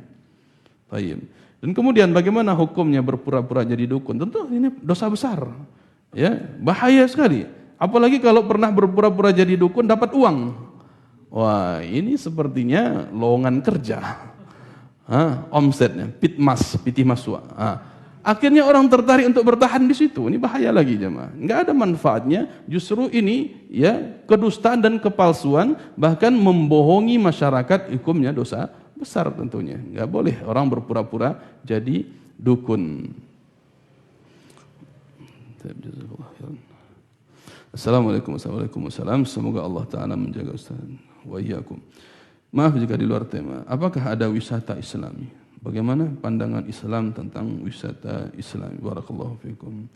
Baik, tentang wisata atau tanazzuh itu untuk ya merenggangkan persendian kita yang lelah misalnya. Ya. Ini hal-hal yang mubah tentunya. Berwisata ini hal-hal yang mubah. Ya. Kalau dikaitkan dengan wisata Islami, tentu di sini telah membatasi sesuatu yang mubah ke dalam koridor-koridor Islami. Perlu dilihat, ditinjau apa yang dimaksud dengan wisata Islami ini. Kalau yang dikatakan wisata Islami ini adalah umroh, ini keliru. Karena umroh itu bukan wisata. Umroh itu ibadah, bukan wisata. Ya. Adapun tempat-tempat yang lain yang dianggap ini situs-situs peninggalan sejarah, kalau memang tujuannya untuk mempertebal keimanan kita dalam sejarah, beginilah sulitnya Rasul sallallahu alaihi wasallam dahulu di dalam perjalanan beliau, bagaimana perjalanan beliau dari Makkah ke Madinah. Cobakan jalan kaki kalau berani, cobakanlah jalan kaki supaya betul-betul merasakan wisata Islami, cobakan jalan kaki di situ. Ya, kalau betul-betul ingin merasakan bagaimana perjuangan Nabi sallallahu alaihi wasallam. Tapi hanya orang hari ini jamaah yang kami muliakan, hanya sebatas memberikan ya slogan-slogan tertentu di dalam paket umrohnya yang padahal itu tidak dibolehkan. Di antaranya ya ada paket umroh yang pernah kita baca, punya wisata Islami itu berkunjung ke Madain Saleh. Pernah dengar Madain Saleh? Ya kalau tidak salah ini antara Makkah dan Madinah posisinya. Ya di situ tempat kaum Nabi Saleh yang dihinakan oleh Allah Subhanahu wa taala ketika itu. Maka dalam hal ini, dalam riwayat Imam Muslim kalau tak salah hadisnya, perlu kita cek lagi. Kalau seseorang ingin melewatinya, maka dia harus dalam keadaan menangis. Karena itu tempat azab Allah Subhanahu wa taala, bukan tempat wisata. Tempat azab Allah Subhanahu wa taala terhadap kaumnya Nabi Saleh ini. Sehingga jamaah yang kami cintai dan kami muliakan karena Allah Subhanahu wa taala, ada adab-adabnya di situ. Bukan untuk selfie-selfian, ketawa-ketawaan, bukan. Itu tempat yang apabila seseorang lewat harus dalam keadaan menangis. Jadi banyak orang-orang yang kemudian membumbu-bumbu ini wisata-wisata Islami ke tempat-tempat yang sejatinya tempat itu terlarang. Itu tidak untuk dilewati sebenarnya. Ya, kalaupun terlewat di daerah itu maka ada syarat-syaratnya. Sehingga perlu kita tinjau mana yang disebut dengan ya wisata Islami yang dimaksudkan ini. Adapun wisata secara umum, kalau niat kita hanya sekadar untuk ke pantai, selama di situ tidak ada maksiat, tidak ada aurat yang terbuka, tidak aurat yang terlihat, maka silahkan biasa wisata pantai. Atau sebatas kita untuk ingin berenang ke tempat-tempat yang memang tempat tersebut tidak ada pemaksiatan, ya berenanglah di situ sebagai wisata atau tanazuh untuk refreshing bahasa kitanya. Wallahu a'lam. Assalamualaikum Waalaikumsalam. Ahsanallahu ilaikum wa iyyakum wa ahsanallahu ilaikum. Apa yang harus kita lakukan ketika rumah kita pernah disihir atau pernah ditanam sesuatu di sekitar rumah? Bagaimana cara menghilangkan buhul-buhulnya? Barakallahu fikum. Tayyib. Di antara hal yang perlu kita pahami yaitu tentang ya, hal-hal yang berdasarkan syariat atau dalil Nabi dari hadis Nabi sallallahu alaihi wasallam. Kata beliau, ya, iqra'u atau iqra'ul baqarah fa inna syaitana yafirru minal bait alladhi tuqra'u fi suratul baqarah atau kama qala sallallahu alaihi wasallam. Bacalah surat Al-Baqarah. Karena setan-setan itu akan kabur, akan berlari, akan menjauh dari rumah-rumah yang dibacakan surat Al-Baqarah di dalamnya. Ya. Sehingga ikhwati fiddin, perlu kita pahami, ya, perlu kita rutinkan juga di dalam rumah kita agar kita mengkhatamkan surat Al-Baqarah di dalamnya. Bahkan sering kita membaca Al-Quran di dalam rumah kita. Ya, walaupun tidak hanya surat Al-Baqarah saja, ya, walaupun surat Al-Baqarah juga memiliki kekhususan hal demikian, tapi secara umum Al-Quran itu adalah syifa, penyembuh untuk segala ya hal yang menyakitkan untuk kita. Apalagi di sini berbicara tentang sihir. Ya, sihir yang ada di rumah. Kalau memang kita tahu ada sesuatu yang ditanam, kita tahu ini pernah terlihat mungkin di masa kecil kita, nenek kita ini menanamkan sesuatu yang kita ya mengkhawatirkan ini apa gitu, walaupun ditutup keram. Kalau memang kita ingat betul persisnya, maka bongkar, keluarkan kemudian bakar. Ya. Begitu juga kalau kita lihat buhul-buhul tertentu di rumah kita yang dititipkan atau ditempelkan atau mungkin diselipkan di tempat-tempat tertentu, bakar. Kalau memang itu mencurigakan, ya biasanya menggunakan media kain putih, kemudian digulung-gulung, ditaruh di tempat sesuatu. Ya, kalau kita tahu hal demikian, ya bakar. Ya, ini caranya. Kalaupun kita tidak tahu, ya ada sesuatu ini di luar kemampuan kita karena memang kita tidak mengetahuinya, maka tetaplah kita meminta perlindungan kepada Allah Subhanahu wa taala, rutinkan zikir pagi dan petang, rutinkan bertilawah Al-Qur'an, dan inilah di antara hal yang penting untuk kita benarkan bacaan Al-Qur'an kita, belajar baca Al-Qur'an yang benar, tajwidnya, ya jangan sampai justru kita telah meruqyah rumah kita dengan bacaan Al-Qur'an, tetapi setan-setannya tidak keluar dari rumah tersebut. Dengan sebab apa? Di antaranya tajwid kita tidak benar. Tajwid kita tidak benar. Ini kan lucu juga kalau kita meruqyah seseorang dalam rumah, tiba-tiba tajwid kita dibenarkan oleh jinnya. Enggak begitu bacaannya, begini seharusnya. Kan ya malu kita sama jin. Ya, kalau ternyata jin yang masuk ke dalam tubuh seseorang yang diruqyah itu lebih pandai baca Al-Quran. Nah, na'udzubillah. Ya, kemudian di antaranya juga agar ya dari rumah itu tidak ya, bernaung jin, setan dan sebagainya, sebagaimana di pembahasan pekan lalu, hindari dan jauhkan segala macam gambar-gambar makhluk bernyawa dari rumah kita. Wallahu a'lam.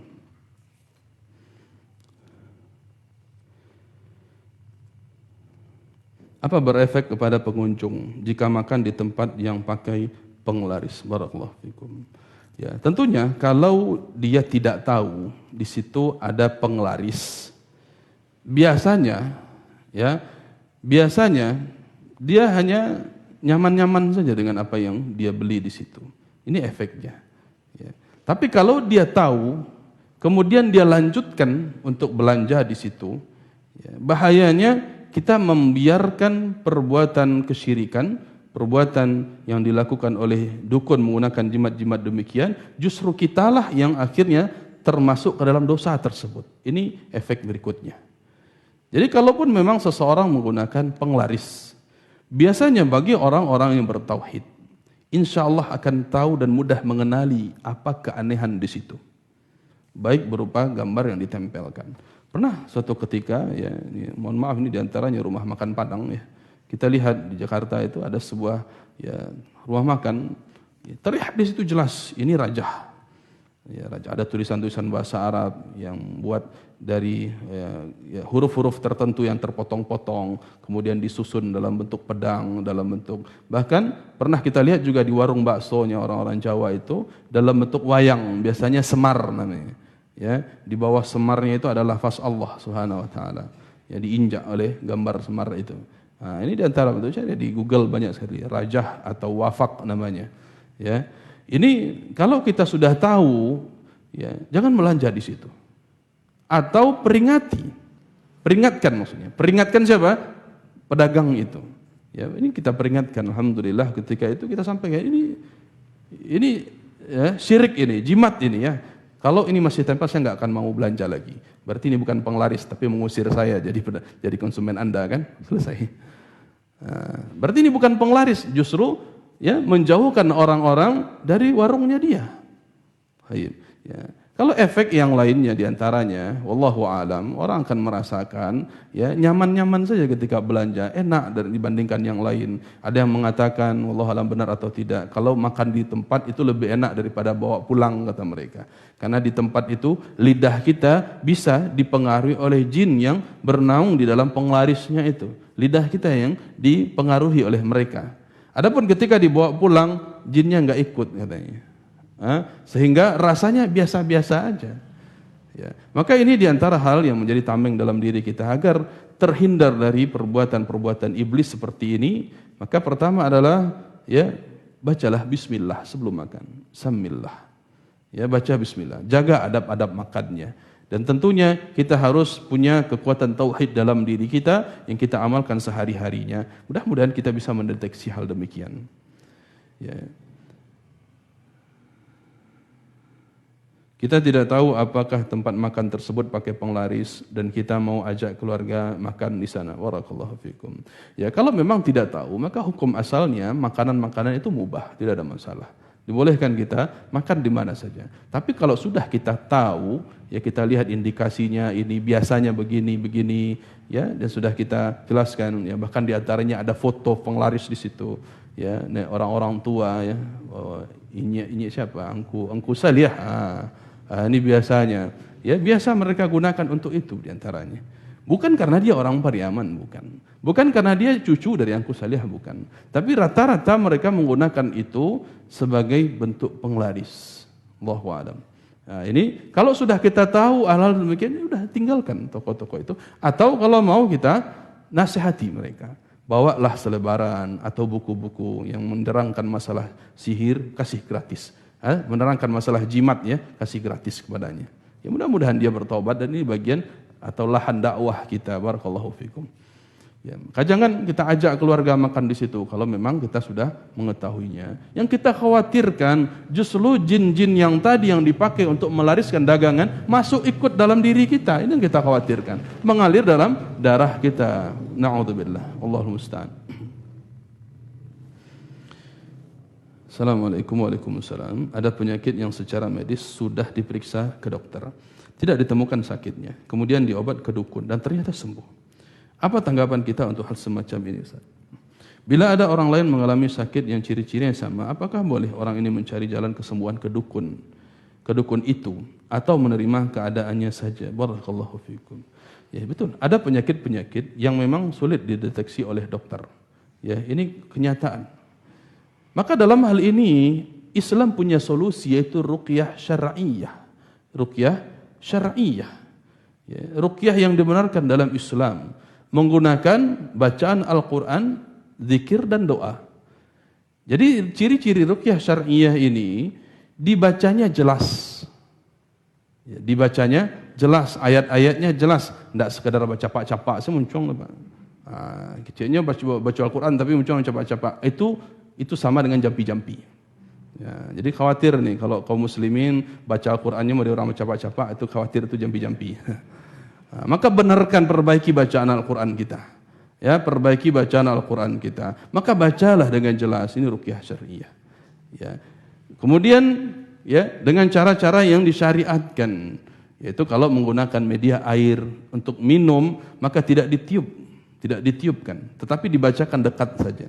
Dibacakan ayat, walaupun yang dibacakan itu hanya surat Al-Fatihah atau Al-Mu'awwidhat, Qul huwallahu ahad, kemudian dilanjutkan dengan Qul a'udzu birabbil falaq, Qul a'udzu birabbin nas, didekatkan, kemudian diminumkan kepada orang tersebut sebagai bentuk ruqyah. Ini cara kedua. Yang pertama, bacakan Al-Quran langsung kepadanya. Ya, bisa dengan menyentuh atau mengusap bagian yang sakit tadi. Pada bagian mana yang sakit? Pada bagian perut misalnya. Maka di sini dianjurkan seluruh kaum muslimin itu pandai meruqyah. Harus pandai meruqyah. Karena tidak ada profesi dalam Islam itu tukang ruqyah, tidak ada. Tidak ada profesi. Kalau kita lihat para ulama, berapa besarnya mereka, para ulama, kita lihat sekarang hidup, ya, Syekh Shalih Fauzan, ya, Syekh Abdul Muslim Al-Abbad, tidak pernah dijuluki tukang ruqyah, tidak ada profesi tukang ruqyah. Tetapi justru mereka itu pandai seluruhnya meruqyah, pandai meruqyah. Dan harus pandai dan harus mengajarkan orang untuk meruqyah. Dan ini diajarkan oleh para ulama kita. Diajarkan untuk meruqyah. Karena ruqyah ini bukan ilmu khusus untuk orang-orang tertentu, tidak seperti dukun. Kalau dukun ya khusus untuk orang yang telah bertapa sekian puluh tahun, sekian hari, ya, puasa putih 40 hari, ya, makan ini, tidak boleh makan itu selama 40 hari, tidak boleh terkena air 40 hari. Itu orang-orang khusus. Tidak bisa oleh sembarang orang, katanya. Tetapi ruqyah ini seluruh kaum muslimin harus bisa. Minimal meruqyah dirinya sendiri, diajarkan oleh Allah Subhanahu wa taala dan Rasulnya. Di antara cara yang sederhana di dalam meruqyah itu adalah apa yang diajarkan Nabi untuk sebelum tidur. Ya, kita membaca ayat kursi, ya, kemudian membaca Qul huwallahu ahad, baca Qul a'udzu birabbil falaq, Qul a'udzu birabbin nas, kita baca, kemudian kita tiupkan ke tangan dengan tiupan yang sedikit, ada percikan airnya. Kemudian kita usapkan kepada seluruh tubuh yang dimulai dengan kepala, wajah dan yang anggota tubuh lainnya. Itu udah ruqyah. Seluruh kita harus pandai itu. Ya, maka jangan kita berpatokan atau kita berketergantungan kepada orang lain, maka tidak boleh kita meminta ruqyah. Jadi di antara syarat ya 70.000 orang yang dijamin masuk surga tanpa adab dan tanpa hisab, ini adalah di antara mereka wala yastarqun, tidak minta ruqyah. Kenapa tidak boleh minta ruqyah? Karena seluruh kita harus pandai meruqyah. Kita lihat walaupun misalnya ya diri kita sudah terkena suatu penyakit, kena di kaki ini diobat ke dokter tidak ketahuan sakitnya apa, masalahnya apa, sudah dokter spesialis tulang, sendi dan sebagainya, sudah berobat ke luar negeri tapi tidak ketahuan sakitnya apa, ruqyah. Ruqyah diri sendiri terlebih dahulu. Di antara bentuknya kita berdoa kepada Allah Subhanahu wa taala, a'udzu bikalimatillahi tammah min kulli syaitanin wa hammahu min kulli 'ainin lammah. Ya, atau a'udzu bikalimatillahi tammati min syarri ma ajidu wa uhadhir. Dan kalimat-kalimat doa-doa yang lainnya ya minimal sebagai a'udzu bikalimatillahi tammati min syarri ma khalaq. Ya, ini di antara bentuk doa-doa yang bisa yang kita gunakan untuk meruqyah diri kita sendiri. Ini di antara pentingnya kita belajar tauhid agar kita meminta perlindungan kepada Allah Subhanahu wa taala dan tidak boleh kedukun. Tidak boleh kedukun. Ya, apapun bentuk penyakit yang diderita tersebut. Terakhir. Ya, tapi waktunya sudah habis. Tayyib. Ini ditanya bagaimana perihal harta kami Ustaz dalam harta warisan. Masya Allah, ini tentu panjang sekali pembahasannya. Barakallahu fikum. Ya, mudah-mudahan di kesempatan yang lain kita jawab pertanyaan ini terkait kalau dalam tema-tema yang berkaitan dengan hal tersebut. Ya, kita cukupkan dulu sampai di sini. Mudah-mudahan bermanfaat apa yang kita bahas. Mohon maaf atas segala kesalahan, kekeliruan dan kekurangan. Subhanakallahumma wa bihamdika asyhadu an la ilaha illa anta astaghfiruka wa atubu ilaik. Salah dan kurang kami mohon maaf. Assalamualaikum warahmatullahi wabarakatuh.